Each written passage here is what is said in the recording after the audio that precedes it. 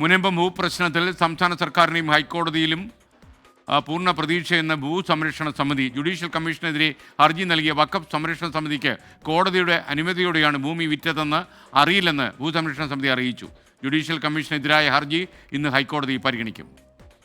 Government ഞങ്ങളോട് ഉറപ്പ് പറഞ്ഞിട്ടുണ്ടല്ലോ, അതിപ്പോ അവര് ഇങ്ങനെ കൊടുത്തേക്കാണ്. പക്ഷെ ഇതൊന്നും അവർക്ക് അറിയില്ലല്ലോ. ശരിക്കും വഖഫ് സംരക്ഷണ സമിതിക്കും വഖഫ് സംരക്ഷണ വേദിക്കൊന്നും ഇത് കോടതിയുടെ അനുവാദത്തോടു കൂടിയാണ് ഇവിടുത്തെ താമസക്കാർക്ക് ഈ ഭൂമി വിറ്റിരിക്കുന്നതെന്ന് അവർക്കറിയില്ല. അത് തന്നെ അതാണ് പ്രശ്നം.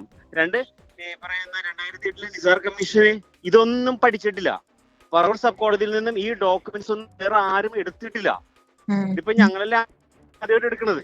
അപ്പൊ അതുകൊണ്ട് നമുക്ക് വേറെ ഒരു പ്രശ്നവും നമുക്കില്ല. ഇനി ഒരു വിഷയവുമില്ല. കാരണം ട്രൈബ്യൂണലിലെ വിധിയായാലും എങ്ങനെയായാലും ഞങ്ങൾക്ക് ഏറ്റവും ചുരുങ്ങിയ നാളുകൾക്കുള്ളിൽ ഈ പ്രശ്നം പരിഹരിക്കപ്പെടും.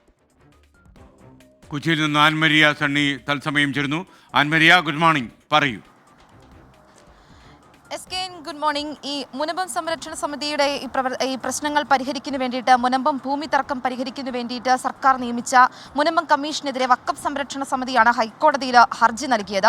ഈ ഹർജിക്ക് പിന്നാലെ ഹൈക്കോടതിയുടെ പരിഗണനയിൽ ഈ വിഷയം ഇരിക്കുന്നതിനാൽ തന്നെ അതിനുശേഷം ഹൈക്കോടതിയുടെ തീരുമാനം വന്നതിന് ശേഷമായിരിക്കും ഇതിന്റെ മുന്നോട്ടുള്ള പ്രവർത്തനങ്ങൾ എന്ന് അറിയിച്ചുകൊണ്ട് കഴിഞ്ഞ ദിവസം ഈ മുനമ്പം കമ്മീഷന്റെ പ്രവർത്തനം താൽക്കാലികമായി നിർത്തിവെച്ചിരിക്കുകയാണ് എന്ന് വ്യക്തമാക്കിയിട്ടുണ്ടായിരുന്നു.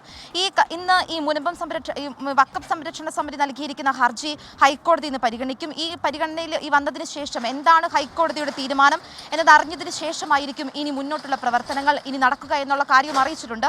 അത് അല്പസമയങ്ങൾക്കുള്ളിൽ ഹൈക്കോടതി ഈ വിഷയം പരിഗണിക്കുകയും അതിന്റെ അടിസ്ഥാനത്തിലായിരിക്കും ഇനി മുന്നോട്ടുള്ള പോക്കും. പക്ഷേ എന്നാൽ തന്നെ ഈ ഹൈക്കോടതിയിലെ പരിഗണനയാണെങ്കിൽ പോലും ഈ വിഷയവുമായി ബന്ധപ്പെട്ട് യാതൊരു തരത്തിലുള്ള പ്രശ്നങ്ങളും ഉണ്ടാവുകയില്ല.